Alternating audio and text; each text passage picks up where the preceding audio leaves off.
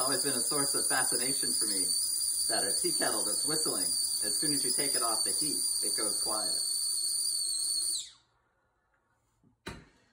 You know, when the water's on the heat like that, the heat has all those molecules stirred up and working and moving and dancing around. But as soon as you take the heat off of it, that water wants to return to rest and it goes quiet. I think we're a lot like tea kettles in our faith. As long as there's the fire of encouragement under our faith, we're singing our song and we're whistling our tune, the tune of the gospel, and we're testifying to everybody around. But without being challenged and charged and exhorted, our faith goes to rest. It goes quiet.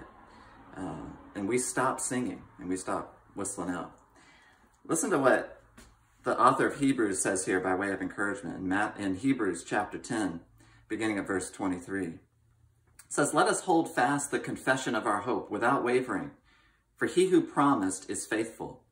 And let us consider how to stir up one another to love and good works, not neglecting to meet together, as is the habit of some, but encouraging one another, and all the more as you see the day drawing near."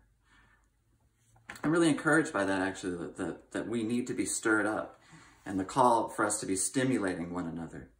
You know, what that says to me is that it's not wrong or not a sign of weakness that sometimes we need stirring up and stimulation.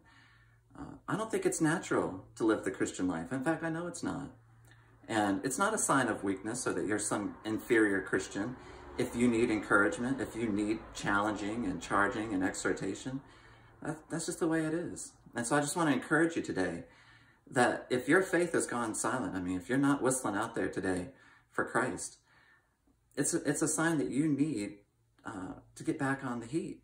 And it's incumbent upon all of us as believers, all of us as brothers and sisters, to receive the encouragement of other people, to be stirred up, and to be doing everything we can to stir others up.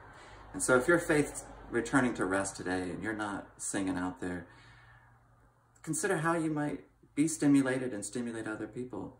And read that book that you were given. Turn off the television and turn off the politics and the talk radio and all the other things. And give the Lord a chance to speak to you, whether it's through song or through a devotional, or by getting together with other believers in a small group setting, or certainly coming to church, or whatever it is that you need to do. But take the time today to be stimulated and to stir up other people as well. Because when we do that, the world hears us whistling the tune. And I think there's nothing more important for the world today than to have that. You know, what the author was saying here is that the day is drawing near. I think the curtain's coming down on the world out there.